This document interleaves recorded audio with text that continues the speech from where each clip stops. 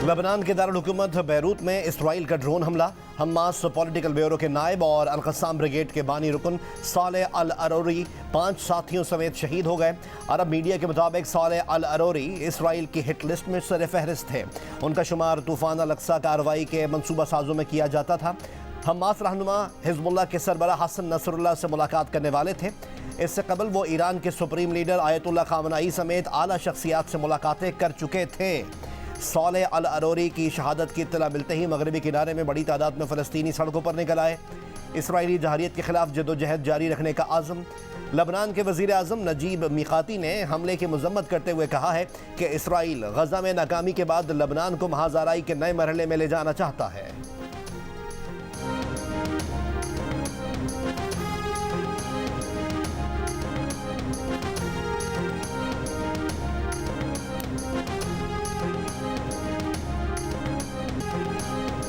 कासिम के अब्बा का मसला ये है कि खुद वज़ीर आज़म हो तो हमीद की अम्मा के मसाइल नज़र नहीं आते, फिर वो नामों के झगड़े में पड़ जाते हैं। खुद हो तो सब दुरुस्त, दूसरा हो तो सब गलत। निगरां वज़ीर आज़म अनवारुल्लाह काकड़ का तालबा के सवाल पर जवाब। कहा, बुनियादी मसला ये है कि कोई रियासती इदारों से फ़ायदा उठाए तो बाप बना लेता है, फ़ायदा ना मिले तो वो बाप सोतेला हो जाता है। एक बार सोच लें, बाप नहीं बनाना तो हतमी फ़ैसला करें और ख़ुद बाप बन जाएं, फिर बच्चों की जिम्मेदारी भी खुद लेना पड़ेगी। हमसाए में हमीद के वालिद से नहीं कहना होगा कि मेरे बच्चों का ख्याल रखना। अगर हमीद के अब्बा की तरफ देखेगा तो कासिम के अब्बा का मसला ख़राब ही रहेगा। निगरां वज़ीर आज़म अनवारुल्लाह काकड़ के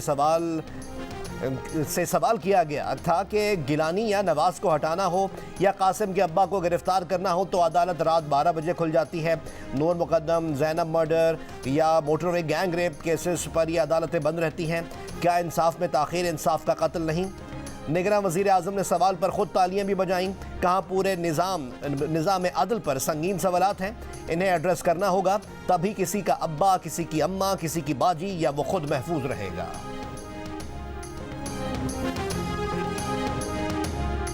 कोई है जो ताहयात ना अहली का हामी हो। सब एक साइड की बातें कर रहे हैं, दूसरी तरफ का नुक्ता नज़र भी सुनना चाहते हैं। ताहयात ना अहली के खिलाफ केस में चीफ जस्टिस के रिमार्क्स। मखदूम अली खान से मुखातिब होकर कहा, आपने सारे लोग अपने साथ कर लिए, कोई मुखालिफ नज़र ही नहीं आ रहा। शुएब शाहीन कहाँ हैं? शायद उनके पास कोई नुक्ता हो। कई बार आवाज़ें लगाने के बाद बड़ी मुश्किल से 3 लोग ताहयात ना अहली के हामी मिले।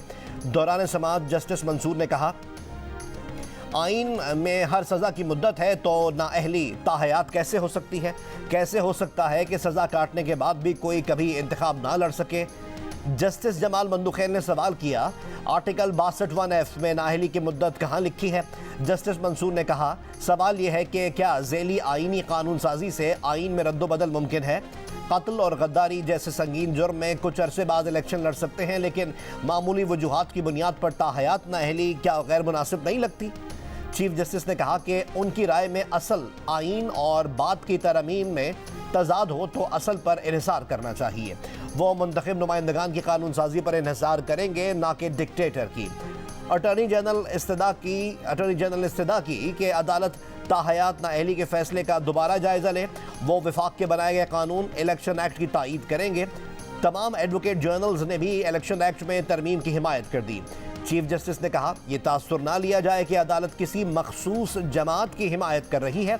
ये एक आइनी मसला है जिसको एक ही बार में हल करने जा रहे हैं। केस की मजीद समाअत 4 जनवरी तक मुलतवी। आर्टिकल 62 में नाअहली की शिक़ें कब शामिल की गई? चीफ जस्टिस काजी फायज़ ईसा का सवाल।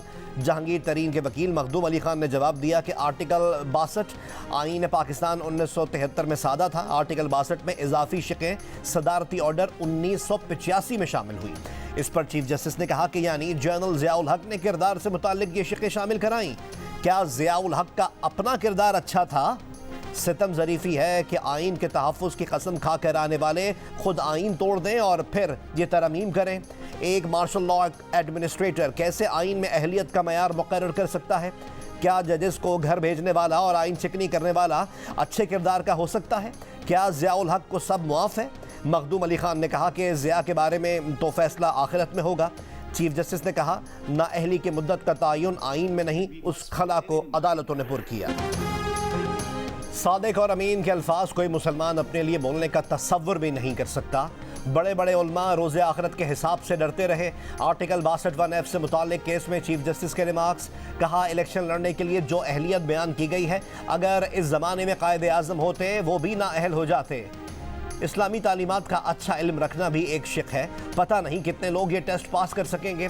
चीफ जस्टिस ने यह भी कहा कि अच्छे किरदार के बारे में वो जज फैसला करेंगे जो खुद इंसान है।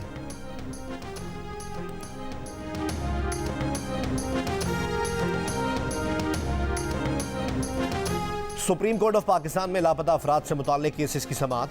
चीफ जस्टिस ऑफ पाकिस्तान ने एतजाज़ एहसन के वकील शुएब शाहीन से कहा कि एतजाज़ एहसन की दरख्वास्त में सियासत झलक रही है। फारूक हबीब और सदाकत अब्बासी वगैरह सब सियासी वर्कर्स हैं, क्या शेख रशीद को मासूम अफराद की फहरिस्त में शामिल करें? आपकी पूरी दरख्वास्त एक सियासी जमात के गिर्द घूमती है। पीपल्स पार्टी या मुस्लिम लीग नून का जिक्र नहीं किया। लापता अफराद का केस संजीदा नौयत का है, उसे सियासी मकासद के लिए इस्तेमाल करने और अदालत का मजाक बनाने की इजाज़त नहीं देंगे। जबरी गुमशुदगी के केस में सवाल किया कि मतीउल्लाह जान किस हुकूमत में गायब हुए थे। शुएब शाहीन ने जवाब दिया, मतीउल्लाह जान के गायब होने के वक्त PTI की हुकूमत थी। जस्टिस फाइज ईसा ने कहा, सिर्फ एक सहाफ़ी का जिक्र किया, पिक एंड चूज़ क्यों कर रहे हैं? सहाफ़ी जब अपने खिलाफ जबर पर दरख्वास्त लाए तो आपने मुखालफत की। मान लें आपने तफरीक से काम लिया। इस मसले पर आमना जंजुआ को सुनेंगे, उन्होंने कभी तफरीक नहीं की। अदालत ने आइंदा समाअत पर अटॉर्नी जनरल को तलब कर लिया, केस की समाअत बुध तक मुलतवी। Chief justice of Pakistan justice Qazi Faez Isa ने रिमार्क्स दिए हैं कि लापता अफराद के ठोस केसेस भी हैं, बाज़ मसनूई केसेस भी हैं जिनकी मुख्तलिफ वजूहात हैं। जबरी गुमशुदगियों के केस में रिमार्क्स दिए कि लोग तंजीमें ज्वाइन करके भी लापता हो जाते हैं। इनके इल्म में है कि कत्ल केस का मुलजिम जमानत पर था, फैसले से पहले गायब हो गया और भाई के जरिए मिसिंग पर्सन की दरख्वास्त दायर करवा दी। चीफ जस्टिस ने यह भी कहा कि लोग जिहाद पर चले जाते हैं, तंजीमें ज्वाइन कर लेते हैं और बाद में मिसिंग पर्सन की लिस्ट में शामिल हो जाते हैं। अदलिया की भी हुदूद हैं, अदलिया सब कुछ नहीं कर सकती। सब जिम्मेदारी कबूल करें, मिलकर हल करेंगे तो लापता अफराद का मसला हल होगा।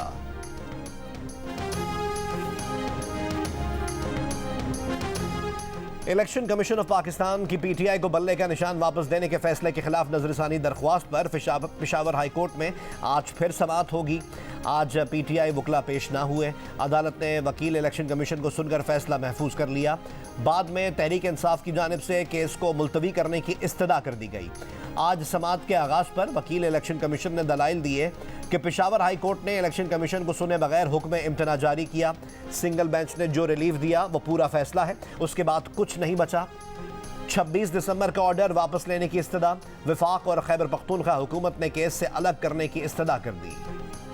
जो भी कॉमन सिंबल हमें दे हम कंसिडर कर करके ले सकते हैं, चाहे वो बल्ला हो चाहे वो बल्ले के अलावा हो। अगर ये बल्ला फॉर वट एवर रीज़न नहीं भी देते और अदलिया हमें कहती है कि हम आपको और निशान अलाट करते हैं, हम कॉमन सिंबल मांग रहे हैं, हम किसी सूरत बॉयकॉट नहीं करेंगे। वो हम बारहा कह चुके हैं। मौका हम उनको जो है फील्ड हम उनको अकेले खेलने नहीं देंगे। हमारे अभी भी कैंडिडेट है, हाँ अंडर 18-19 टीम के साथ भी लड़ेंगे, लेकिन हम लड़ेंगे। तहरीक इंसाफ के चेयरमैन बैरिस्टर गौहर ने कहा है कि अदलिया अगर पार्टी के इंतखाबी निशान को बहाल नहीं करती तो वो किसी भी निशान पर इलेक्शन लड़ेंगे। इनकी दरख्वास्त है कि आम इंतखाबी निशान दे दें। इनके सारे उम्मीदवार आज़ाद नहीं होने चाहिए। किसी सूरत इलेक्शन का बॉयकॉट नहीं करेंगे। वो अंडर 18 और अंडर 19 टीम के साथ भी लड़ेंगे। मुखालफिन को खुला ग्राउंड नहीं देंगे। इनका कोई मौक़िफ़ नहीं कि इंतखाबात किसी सूरत मुलतवी हो। इनकी पार्टी उस शख्स का रास्ता रोकेगी जो ताहयात नाअहल है। साबिक वज़ीर आज़म नवाज शरीफ के करीबी साथी पाकिस्तान के साबिक वज़ीर ख़जाना और मुशीर ख़ारजा सरताज अजीज़ 94 बरस की उम्र में इंतकाल कर गए। सदर मुमलिकत आरिफ अलवी, निगरान वज़ीर आज़म अनवारुल्लाह काकड़, स्पीकर कौमी असम्बली राजा परवेज़ अशरफ और मुख्तलिफ सियासी रहनुमाओं का इज़हार अफसोस। रहनुमा मुस्लिम लीग नून मरियम औरंगज़ेब कहती हैं कि सरताज अजीज़ के इंतकाल से पाकिस्तान एक बेहतरीन पॉलिसी साज, अजीज़ दोस्त और अवामी खिदमत के इदारे का दर्जा रखने वाली शख्सियत से महरूम हो गया।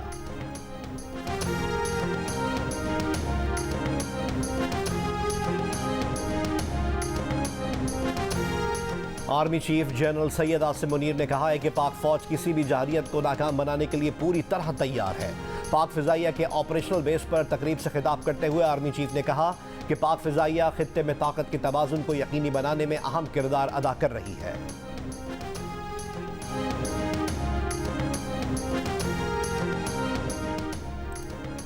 पाकिस्तान और ऑस्ट्रेलिया के दरमियान तीसरा और आखिरी टेस्ट मैच आज से सिडनी में शुरू होगा। सिडनी टेस्ट के लिए इमामुल हक ड्रॉप, शाहीन अफरीदी को आराम दिया जाएगा। नौजवान साइम अयूब टेस्ट डेब्यू करेंगे।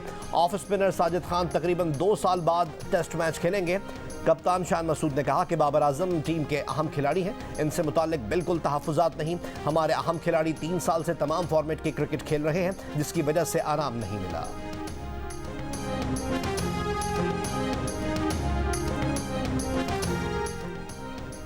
टिकट्स की तकसीम का मामला हल करने के लिए नून लीग की क़यादत का इजलास। अयाज सादिक, रुहेल असगर और तलाल चौधरी का मामला हल करने की कोशिश। NA 121 से रुहेल असगर ने पार्टी क़यादत को इलेक्शन लड़ने का वाज़ेह इंदिया दे दिया। NA 121 की 12 यूनियन काउंसिल्स के चेयरमैन हजरात ने अयाज सादिक की हिमायत कर दी। अयाज सादिक इजलास को बता चुके हैं कि वो ज़िद करना और मनवाना जानते हैं, लेकिन पार्टी डिसिप्लिन के पाबंद हैं। तलाल चौधरी के मुकाबले में नवाब शेर वसैर को टिकट देने के लिए शहबाज शरीफ की राय शामिल। JUIF के अमीर मौलाना फजलुर रहमान ने कहा है कि इदारे एक समत में जाएंगे तो मुल्क चलेगा। नून लीग ने मुल्क को तरक्की दी है, उनसे ताउन करने के लिए तैयार है। डेरा इस्माइल खान में जियो न्यूज़ से गुफ्तगू करते हुए कहा कि अगर वोटों का टर्न आउट कम रहा, सर्दी की वजह से पोलिंग स्टेशन बना ही ना सके, तो ये धांधली की तरफ एक रास्ता खोलने के बराबर होगा। इंतखाबात तभी हो सकते हैं जब सबको यकसा मौके हों और सब आज़ादी के साथ मुहिम चला सकें।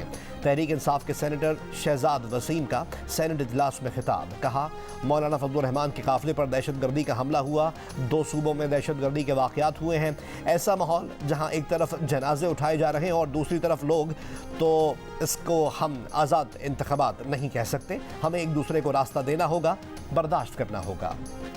किसी पार्टी से सीट एडजस्टमेंट नहीं कर रहे, हमें कोई खदशा नहीं, जिससे खदशा है वो घर बैठ जाए। PTI पार्लियामेंटेरियंस के परवेज खटक की प्रेस कॉन्फ्रेंस। कहा, कोशिश होगी कि हर हल्के से उम्मीदवार सामने लाए।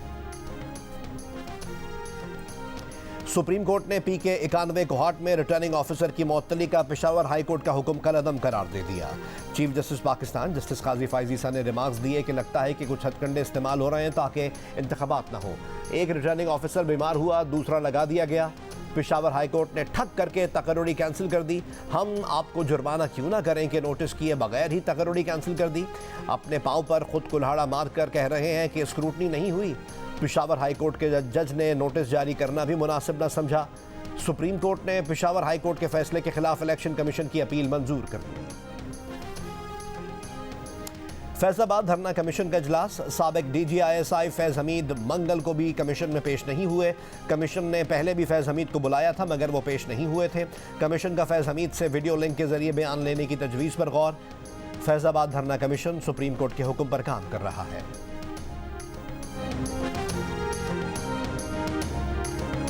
कोयटा में लड़कियों की नाजेबा वीडियो बनाने के 2 मुल्जिमान को बरी करने का हुक्म। कोयटा के सेशन जज की अदालत ने करार दिया कि इस्तगासा वीडियो स्कैंडल केस में मुकदमे को साबित नहीं कर पाई। किसी भी माकूल शक व शुबा से बाला इल्ज़ाम लगाया गया है। अपील कुरंदगान केस में इल्ज़ाम से बरी हैं। ट्रायल कोर्ट का नाक़िस फैसला काबिल एतमाद नहीं है।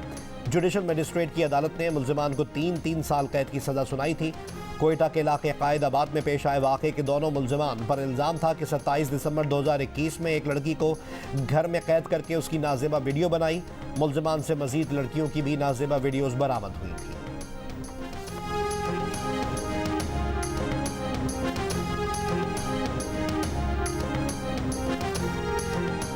मुल्क में बिजली की गैर एलानी लोड शेडिंग और कम गैस प्रेशर का बहरान जारी।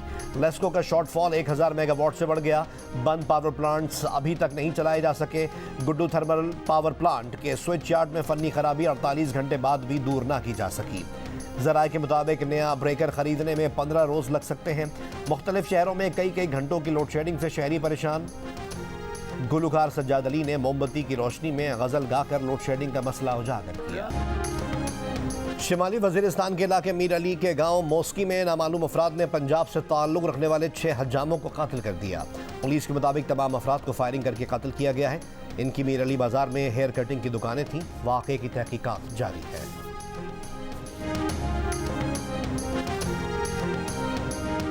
शिमाली वजीरिस्तान में दहशतगर्दों की मौजूदगी की इत्तला पर इंटेलिजेंस मालूमात पर ऑपरेशन। फौज और दहशतगर्दों के दरमियान फायरिंग का तबादला। ISPR के मुताबिक फायरिंग से एक खुदकुश बमबार समेत 4 दहशतगर्द हलाक हो गए। दहशतगर्द हाई प्रोफाइल हमले की मंसूबाबंदी कर रहे थे।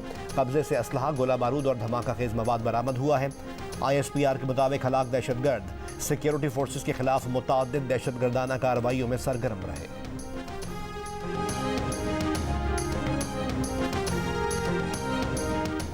इस्लामाबाद में बलोच यकजहती कमेटी का धरना 12वें रोज में दाखिल। खवातीन, बच्चे और बुजुर्ग मुजाहिरीन कैंप में मौजूद।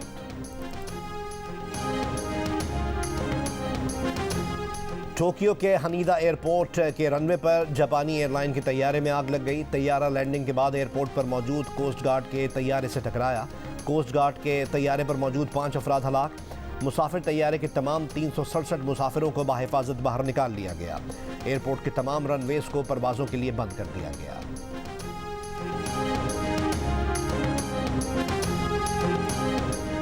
ऑस्ट्रेलिया में पांव की इंजरी का शिकार होने वाले mystery spinner Abrar Ahmed New Zealand के खिलाफ T20 सीरीज से भी बाहर हो गए। PCB सिलेक्शन कमेटी के सरबराह वहाब रियाज ने जियो न्यूज़ को खुसूसी इंटरव्यू में बताया कि अगले डोमेस्टिक सीजन में फर्स्ट क्लास मैचेस के दौरान खिलाड़ियों को लीग्स खेलने के लिए NOC ना देने की तजवीज़ है। अगले 13 T20 मैचेस में बहुत कुछ ट्राई करना है। प्लेयर्स से बात कर रहे हैं कि उनको किस पोजीशन पर खेलना है। मुस्तकबिल में ओपनर्स में भी तब्दीली नजर आएगी।